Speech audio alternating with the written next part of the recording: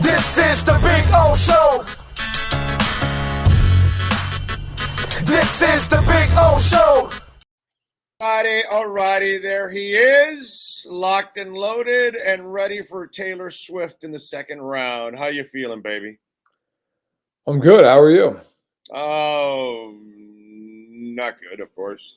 Obviously, after another rough week and watching, it's just been kind of frustrating because unfortunately, Mike McDaniel is kind of the guy that is kind of on my shit list right now.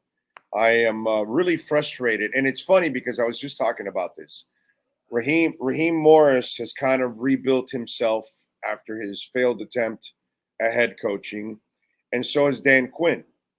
And both guys were loved by so many people in the first go-around. They were really excited about them. And then everybody knew they were good coaches, and they also had that magic of connecting with players, but it didn't go well. Now they've kind of rebuilt themselves, and they're going to get another shot. And I'm wondering that if Miami's in the middle of, they hired the guy who does have a good mind. There's no doubt that he has an offensive mind that's really good, but maybe you hired him a little too early in his career in this first go around, because there's a lot of mistakes and there's so much, they lack so much discipline. It's ridiculous. Yeah, I gotta say though, I mean that game in Kansas City, like what was he supposed to do in that game? I mean, they weren't winning that game. I know when Mostert goes 6, 4, 3, and 8 yards and 4 straight runs, and it's 3rd and 1 and 4th and 1, and then you decide to get cute with 2 passes. Okay. One that Tua didn't even have his fingers on the laces, and it went incomplete to Mostert because it was off target, and the other one, Tyreek was covered. But dude, keep it simple, stupid.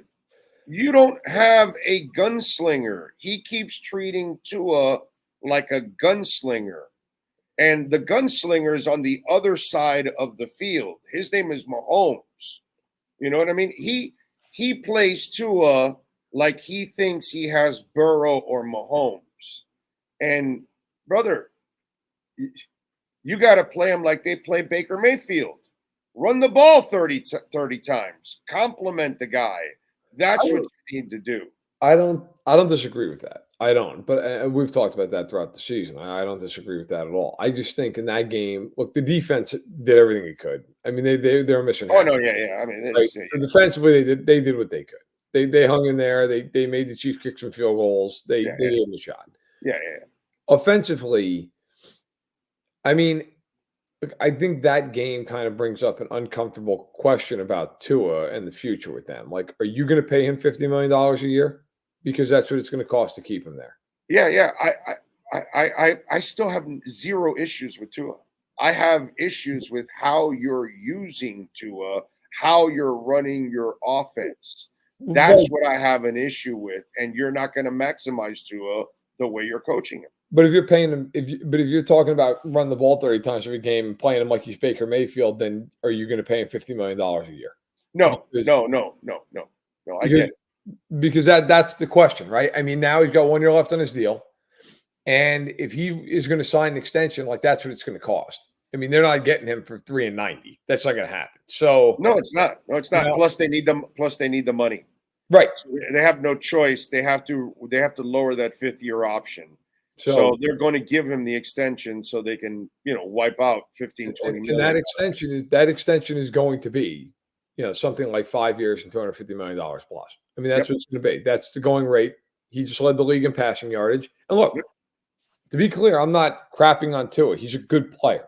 But that game, let's call it what it was. That game was a disaster for Tua. I mean, it was. I mean, he could not function in that game. Now, part of that was the weather, fine.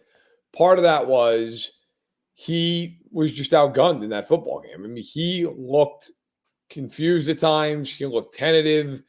I mean, listen, I get the games. Well, you're going to get tentative when your corners are molesting your wide receivers. I told you the Chiefs were going to get up on the line of scrimmage and just physically go after them. And by the way, timing completely off of everything. I don't know if any Bills fans are in the chat. Guess what's going to happen on Sunday? They are going to climb up on the line of scrimmage, and they are going to beat the hell out of Stephon Diggs in that game. That's what's going to happen. If Buffalo's going to win, they're going to run the football. That's what's going to happen. They figured that out, dude. That was Ken Dorsey's dumbass. That again, even Josh Allen, you don't want him throwing 40 times a game because he's not accurate. I just went through the list of the entire NFL. Do you want Jalen Hurts throwing 40 times? Do you want Dak Prescott throwing 40 times? No. There's probably about 5 guys in the league I want throwing. No, there's not even 5. It's 2. It's your guy and the guy in Cincinnati. Who else? Who else do you just say, oh, no running game, we can live 40-50. Let's go. 40-50 throws. Let's go. Who can do that nowadays? There's only a couple. It's hard. It's very, very hard. It's impossible, dude. Yeah. And if you start thinking about the history of the game, you're talking about Elway and Marino and Montana, Peyton Manning and Montana and Morton Moon, and it's only a couple of guys. Yeah, and that's what pisses me off about what's going on here. That he's not playing this kid the right way, and that's just not going to help you, dude. I'm sorry. You couldn't play Drew Brees this way either. You'd get in trouble if you start doing that. Well, I think, to your point, what is interesting is that game, while it felt at times like it was a big score spread in that game, I mean, it really wasn't. I mean, the Chiefs were up 9 at halftime. They were up, 12 throughout much of the third quarter. And, Achane got 6 carries the whole game. Now, I get it. I mean, look, at some point, too, you start feeling like it's getting early. You're getting late early in the playoffs because you've got to do something. You've got to get going. But, I thought the one thing McDaniel did in the game, more than anything, that I felt early on, bro, just get away from it. It's not going to happen. All those passes behind the line of scrimmage, look, man, they know you're going to do it. They're not going to be fooled by it. And they're playing so close to the line of scrimmage to begin with. Right. They're going to blow up 9 out of 10 of these wide receiver screens. I told you, the coach is killing his own team. He doesn't know how to call a damn game. Dude, go back and look at the game. Halftime, Kaylee Hartung. She's interviewed. He says, well, we got to sustain more drives. We got to dedicate ourselves more to the run. Brother, go look at the first drive right after he talks to Kaylee. Okay? 2 pass plays, 1 run play, and guess what was the only productive play out of the 3? Mostert for 5 yards. Yeah. And it's keep it simple, stupid. You can run against these guys a little bit. Keep running. Let's get short yardage. How many times did it end up 3rd and 8 and it was 3rd and 13 because you had some stupid penalty? That this happens all the time to his team. Every week. And it happened in that KC game, I want to say at least 4 times. That there was a penalty on 3rd down and it backed them up again an extra 5 yards. It's ridiculous, dude. Yeah, no, it's true. I mean, the play before Tua's interception, they had 3rd and inches and they back up because of an illegal formation. And listen, and you know what? All that's true. I think moving forward, the question that we talked about Tua is a real question at this point. You're going to have to pay him a fortune. I mean, you're going to have to. That's the way the world works in the NFL. Yes. Number two. Now, what do you do moving forward with the roster, specifically on offense, around him? I think the Dolphins, as much as it's great that they have all this speed, they have got to find the physical element to the offense. Look, that game showed why, and I get the weather was extreme, but in the AFC, unless you're the 1 seed every year, you're going to Buffalo, and you're going to Kansas City, and you're going to Baltimore some years, and you're going to Cincinnati. They had it, dude. All they had to do was beat Tennessee, and they would have been home, bro. I know. But that's it. I'm watching Baker the next night, and he's in Tampa weather, South Florida, Tampa, same shit. and he's in nice, comfortable weather playing. And I'm like, there you go. And that's what Miami should have been. By the way, Marino never played road games. They always won enough that we were always home in the Orange Bowl. When I was a kid, we were always home. We were rarely going on the road. By the way, when they were going on the road was in the early 90s, and they were getting their asses kicked by who? The Buffalo Bills. Yeah. No, listen, I mean, sure, but, and I agree with you, the Titans' loss is egregious, but, I mean, the Chiefs could sit there and say, well, if they didn't lose on Christmas Day, they're the 2 seed. Well, they did. The Bills lost to the Patriots and the Jets. If they don't lose those games, they're the 1 seed. Well, you get what you deserve, bro. You get what you deserve. I mean, my ultimate point is you've got to prepare to be able to win more than one way. And the Dolphins right now offensively can win one way. And that one way is incredibly explosive. And when it looks right, it looks incredible. But when it's not right, it's a problem. Like, they've got to find another, whether that's bringing a couple of linemen up front who are more road graders, you can just pound the ball forward, whether that is bringing a tight end. Dude, it was 3rd and 1 and 4th and 1. He could have just kept that drive going by just running the ball. Last year against the Bills, he was averaging 7 yards a carry, and he just decides to abandon it. I agree. Green Bay, 9 yards a carry. Let's abandon it. Let's start throwing the ball, and there goes Tua getting concussed. It's just the shit that he does, and it's constant, bro. It's constant. And it's like, bro, keep it simple, stupid. It's right in front of you. There's no reason to do something else. Just run the ball sometimes. Because they actually can run the ball. They were top 5. And we've talked about it. I agree with you. I mean, it's true. I just think, though, if they're going to advance, if they're going to beat Buffalo, if they're going to beat Kansas City in these playoff games, like they have to have more than one way they can win a football game. You have to be able to do it. I mean, everybody looks at Kansas City and they look at Mahomes. And Mahomes is obviously the number one reason the Chiefs have won 2 of the last 4 Super Bowls.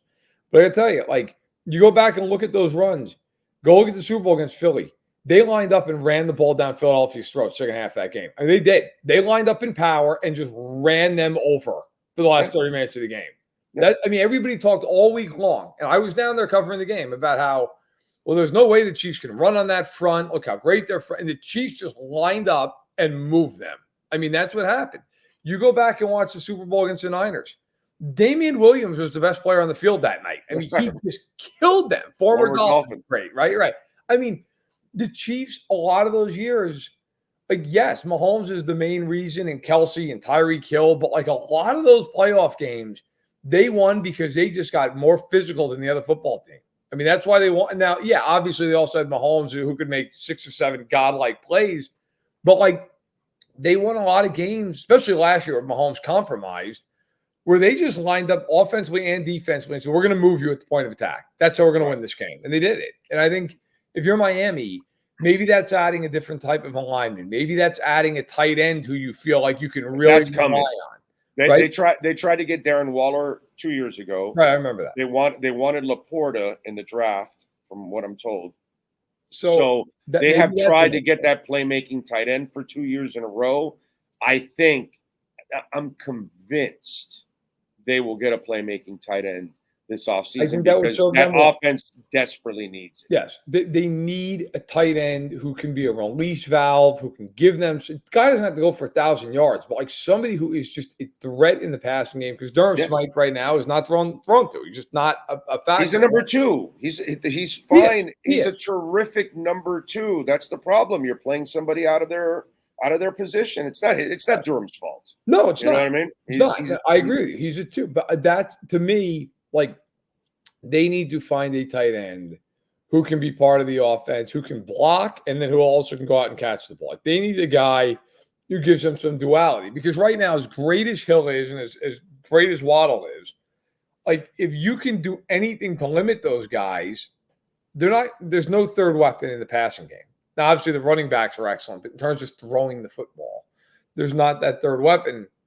Look, I still think the Dolphins are a team that going forward, they're going to be there. They're going to be tough to deal with, but you got to add a little bit of toughness on that offense. And I do think the Tua thing at this point is kind of becoming a real question. Like, when the weather's not good, when they play good teams, he doesn't play well, and that's a huge.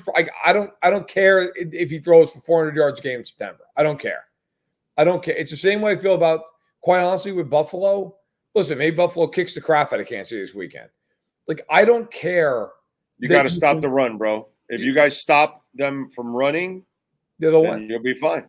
And I agree with you, by the way. I think it's the biggest key in the game. But, like, Buffalo, I have heard from a million Bills fans this week already who have been like, we've won X amount of games in a row. And my answer to that is, I don't care, because you won 8 games in a row to end the regular season last year. And then Cincinnati walked in there and absolutely beat the brakes off of you. I saw them do it a couple of years ago. Like, the Bills, like, all that matters when you get to a certain point of contention is the playoffs. It's the same thing with Baltimore. I don't care that you won 13 games. I don't care. I've seen you win 13 games over and over. Win a game in the playoffs. If CJ Stroud goes in there and kicks the crap out of Baltimore this weekend, nobody's going to care they won 13 games. Right. So it becomes about, Miami's clearly a good enough team to make the playoffs annually. Now it becomes, what do you do when you're there? And I think that's the next step. And I think it's about getting more physical. Yeah. By the way, Jason retired. Is Travis next? Because I think he's becoming a human being, bro. I think this is his last go around. I don't think it's his last go around, but I think he's close. I think he's close. He's got 2 years left on his contract. He talked about it actually the other day in a presser in Kansas City and said that he's nowhere near retiring. I don't know that I believe that. I think he'll play his contract out. I think he'll play 2 more seasons. Okay. I don't think he'll play past that unless he has like some renaissance and he's just unbelievable. I mean, he's 34 years old, so the odds of him having a big renaissance are low. I just see him like there's more to life at this point for him than just like for him. Like what's he need anymore, bro? What's he need anymore? He's a first ballot. He's one of the greatest tight ends. He's got 2 rings. He's got records galore. He's got commercials galore. And now he found a girl that obviously he's into. To me, it's like, yo, dude, why do you need to take any more bruising into your body for the rest of your life? Because and I know, and all of us know, these injuries, they carry them for the next 50 years here. You know what I mean? This is going to screw them up forever. It's like, and watching Higbee, it's like, yo, bro, just make this run and get the hell out and go disappear with Swift. You know what I'm saying? I just, the way I see it, like, what's he got left to accomplish? You know what I mean? Nothing. There's nothing left to accomplish. It reminds me of the Brady thing. Like, dude, you're a dick. Like, you went to your 2 years in Tampa. She supported you and all that. And then apparently you didn't really want to be a dad and husband. You want to go back to football. But, like, what was the 8th ring going to do for you, bro? Right. Was it 8 or 7? Well, he won 7. He won 7, right? So it would have been 8. Like, really, were we going to think any different of Tom Brady with the 8th ring or the 9th ring? No, dude. You're done. I honestly think for those guys, like those players who have such a passion, which Brady obviously did, Kelce does. Like, I think I had an athlete once say to me that athletes are the only people who die twice. Like, and I think that's a big part of it at this point. It's almost like he knows it's toward the end. And I think, like, for you and I, look, if you want to retire and you retire, like, you can always moonlight doing some of this, right? Doing what you love, and so can I. Especially in today's world, right? You couldn't moonlight years ago. Do it yourself, right? As you've proven. Like, for me, if I want to do something, if I retire and I go, you know what, I want to do a Substack and make $50K a year on the side, I can do it. Like, when he retires, it's over. And he can go to, listen, maybe it works out with he and Taylor Swift, and he can go to her concerts and see 100,000 people scream for her. And you don't think there's going to be a little part of him that's like, man, I remember what it was. He'll get tired of that soon. He'll get tired. I just mean, like, won't there be a part of him that's like, I'm happy for her. That's great. But, like, I remember what it was like to run out of a tunnel and have 80,000 people screaming for me. I mean, I think that's the hardest part is a lot of these guys, like, you're the man. And not only that, you have that camaraderie in the locker room, which is the thing everybody says they miss the most. And then you walk away and it's over. It's over all of a sudden. Like, you're just forgot. I mean, even Brady, like, who's talked about Brady in the last year, right? Like, it's over. So I do think he'll play a few more years, but I do think, certainly we're getting toward the end.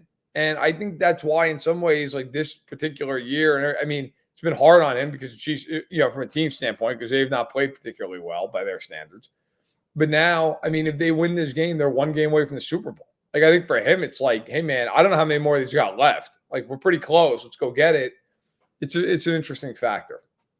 I know this league is Teflon and everything bounces off it. No matter how bad it is, it'll go away and the league marches on. But how does the league continue with Jim Irsay as an owner? Well, it had Dan Snyder as an owner for 25 years. So, I mean, listen, there's always going to be owners in the league who do things that either tarnish the league or embarrass the league. And, most of the time, unfortunately, owners are not going to be removed because you have to have other owners approving that decision.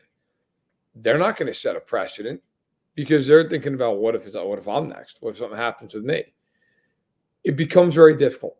It becomes very difficult to get a guy. I mean, Dan Snyder. But it's a disturbing double standard because you no question tolerate it from some of your employees or your players.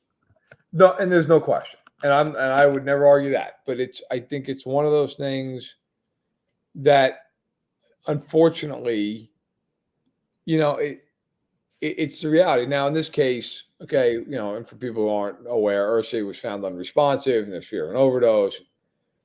I mean, with this, I look at it a little differently. Like Dan Snyder, to me, frankly, Dan Snyder's a bad guy. He's a bad guy. Yeah. I don't know that I think Jim Irsay's a bad guy. I think Jim Irsay has bad demons. Issues. His issues. And I have no problem with people in life being supported through those issues. Now, at some point, those issues and those demons can be something that unfortunately consume a person, and it just becomes a massive part of who they are. But with Irsay, I think, listen, you got to support the guy. I don't think Jim Irsay is a bad guy. I think Jim Irsay. I'm not saying that, but no, I know. Right. But I'm saying I think he has bad problems. Like, to me, like what Jerry Richardson did years ago in Carolina, like, you got to go, man. You got to go. Like, that's something you've got to go. Dan Snyder should have been gone 15 times in his tenure there. Okay, like, to me, there's more to that story, obviously. Oh, there always is. I have like to me, what happened with David Tepper with the fans in Jacksonville. Now, I'm not saying he's got to go. He should have been suspended. Like, you can't throw a drink on a bunch of fans that are paying to be at a game. You're an NFL owner, man. You can't do that. I have a bigger problem with what David Tepper did than what's going on with Irsay right now. To me, one thing is a disease. It's an issue. It's a personal problem. The other one is you're just being an a-hole, right? And you can't handle the fact you're 2-15. Well, go build a better team, Dave. Go build a team that can win a game. So, I mean, that's just how I look at it anyway. Crazy shit. All right, give me the picks for this weekend. Houston, Baltimore. What happens? I'm going to pick Baltimore, but I got to tell you, of the three games I think that have the larger spreads, that is the game that I think either one could win the game. I like Baltimore, but man, I got to tell you, that's one of those games. Like, if CJ Stroud starts getting hot early, does it almost become a disadvantage that you're at home if you're Baltimore? Because the tension in that building is going to be through the roof. I like the Ravens to win, but I do think that Houston has a real shot to pull an upset. Packers at Niners. I like the Niners. I think the Packers have an incredible future with Love, which I'm sure everybody in the NFC North is thrilled to death about. But I think the Niners are just too much. By the way, the whole way. They run like 30 times a game with Love. Yeah, they do. Yeah. And again, that's kind of what I'm trying to get at with, this is what you're supposed to do down here. You need to run a lot more and support your quarterback. Play action will help him and all those kind of things. And to me, that's the one thing that stands out about that story. Jordan got to sit 3 years, just like Rodgers got to sit. I think he sat 4 years. At least it might have been 4. It might have been 4, right? And then they got their opportunity, and they really had a staff that brought it along the right way. And that's one of the things that I like about the way LaFleur is bringing Jordan Love around, is that he maintains that running game, and he keeps it to support the kid, and then that really opens it up for him. It really does. It only forces him to make a few throws a game, That's what you want to do, dude. That's exactly what you want. Did by the way, nice job of the Cowboys this weekend, who just couldn't even be bothered to show up. I mean, that was they're the only chokers that are bigger than the Dolphins. It's the Cowboys first, and then the Dolphins are second, bro. I mean, we're right up there, but the Cowboys have the first place. The Cowboys have you beat. That was a disgrace. Nobody gets more hyped up than they do. No. Bucks at Lions, bro. Baker Mayfield. I say he needs to get back. Give him the keys to the pirate ship. We need the progressive commercials back. Baker and the Lions. What do you think? I like the Lions. I think the Buccaneers do have a chance in the game because the Lions can't stop people from throwing the ball. And the Bucs can throw the football. Like the Buccaneers can throw the football. And they can run. So I do think they have a shot in the game. But and the Bucs can play some defense, bro. They got after it this week, bro. They got after it. That is, to me, the key to the game. If you can get pressure on Goff, the game changes because Goff does not deal well with pressure. But listen, I like Detroit. I think it's a tough, kind of an ugly game, like a 2017 type of game. I like the Lions at home. I got to be honest, man. It'd be kind of cool to wake up for the NFC title game and the Lions are playing to go to the Super Bowl. I mean, we're all rooting for the Lions fans. That doesn't happen every day. But I honestly, like taking out even the sentimentality, I think the Lions. Yeah, the Lions fans, God bless them, and they deserve. Oh my God! Much. I mean, how many years of crap do you go through, right? Yeah, 75 years of crap. God bless them; they deserve it. Chiefs at Bills. What do you think, baby? All playoffs, I've expected this game to come to fruition, and I said I thought the Bills would win the game. And then Bernard and Teron Johnson got hurt, and if they can't play, I think that is a death sentence to Buffalo because the Chiefs will just shred the crap out of them over the middle of the field. That's what will happen. I mean, they'll just relentlessly go at them between the numbers. I think it's a coin flip, but if those guys are hurt or even one of them's out, I think that might be the difference in the game. I don't know. It's a tough game to pick. It's a really tough game to pick, man. I'll take the Chiefs for the reason that I think those injuries matter, and the Chiefs always win these games. They just do. They find ways to win them. I got to ask you this, bro. So the defensive coordinator, the guy from the Giants, your guy, what's his name? Right, Spagnuolo. So what do you think Spagnuolo's doing reviewing film this week, right? And saying, you see that mother effer? You see how he tried to almost pull up, and then he ran right through the blocks? That's going to be a point of emphasis. Yeah. Well, if you see if you see him in the middle of the field, knock his ass out. I don't care if you get a penalty. Knock him out. There's definitely going to be a point of emphasis play through the contact. What does the competition committee do about that? Because that was a load of shit, dude. Because that puts defenders at an absolute disadvantage because you think he's going to slide or slow down, so you kind of respect it. But then if you go truck the guy, then you get all these penalties, and that he took advantage of that right there and then. I mean, that was. Well, I think to your point, there's going to be a conversation about if he's running, unless he's physically in the act of sliding, knock him out. Drill. Yeah. I mean, that's going to be I'll tell you what, though, to your point earlier, I think it's the truth. Like, Spags in that game, and nationally, the whole conversation is going to be about Allen and Mahomes, and people are going to be wrong. This game is going to be about the Chiefs are going to load up the box. They're going to dare Buffalo to throw the ball. Exactly. They're going to put Snead and McDuffie in man coverage, just like they did with Miami, and they're going to say you are not going to run the football. Well, you saw what happened, and they were throwing too much in the first half. And there were interceptions. And they're like, no, let's dial this thing back. Let's bring back the running game. This is what we are. Let's not go back into the Dorsey hole here. That's why he got fired because, Dable knew what he was and Brady knows what he was. Dorsey was trying to make him something that he's not, and he's not.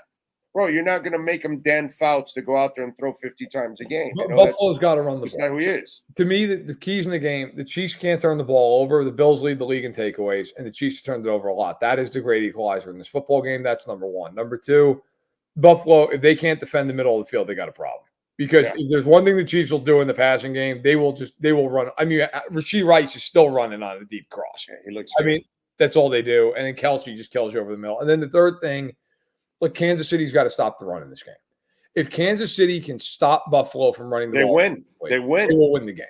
Because the Chiefs, look, Snead was able to deal with Hill twice this year. He's going to shut down Stephon Diggs. It's coming.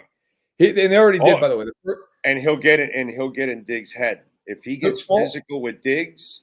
He'll frustrate the shit out of Diggs. The first time they played this year, the Bills won. They won 20-17, largely because the Chiefs had 2 turnovers and Tony's disaster at the end of the game. But if you go back and look at that game, Gabe Davis was one-on-one with Trent McDuffie the whole game. He had 0 catches. Diggs was 4 for 24. Kincaid was 5 for 21. Like, they're not – Allen threw for 5.5 yards an attempt in that game. They're not going to throw the ball over them. They do, God bless them. I'd be shocked. No team's done it all year long. They're going to have to run the ball. And the Chiefs know it. And I would not be surprised if the Chiefs put 7, 8 guys down there and just say, you want to throw it over our head, man, go nuts. Try. Yeah. I think they're just going to challenge them, the line of scrimmage, and they're going to do everything they can to keep Allen in the pocket and make him beat them with his arm. It's going to be a very interesting game. I'll take Kansas City for no other reason. I think the injuries are important to the Bills, and the Chiefs just win these games. They just do. They find ways to win against these teams in these spots. So I'll take them in what I think is going to be a great game. Yeah, I think I agree with you. I think I pick Kansas City in this one because I think they're going to focus on stopping the run, and then that's when you can force the turnovers from the Bills and take advantage, overall. And maybe the passing game for the Chiefs is slightly getting better right now. Actually. Well, they've unleashed Rice. The last 6 weeks, he went from early in the year, everything was right at the line of scrimmage. Everything. I mean, bubble screens and quick little hitters. And then basically by necessity, they were like, all right, man, we're going to start throwing you the ball on all these different routes. And he's responded. And he's opening up the offense for them now. Because now all of a sudden you can't just sit there and squat on Kelce the whole game. Right. Now there's somebody else. And it's opening up lanes for Pacheco, and it's opening up Kelce for these one-on-ones. And Kelce, while he's not the same player he was 3 years ago, if you guard him one-on-one with the linebacker, he's going to win. He's still going to win. So, look, if it comes down to Rice just playing well and it's A.J. Klein on Travis Kelce, like Kelce's winning that matchup 10 times out of 10. He's just going to do it. So it's going to be very interesting. It's going to be very, very interesting this Sunday. Follow him on Twitter at Matt Verderame. More importantly, catch his work there at Sports Illustrated doing his thing. Matt, as always, thank you, my brother. We'll catch up next week. Enjoy the football. Sounds good, man. Take care. Thank you, sir. There you go. The great Matt Verderame. Appreciate it as always.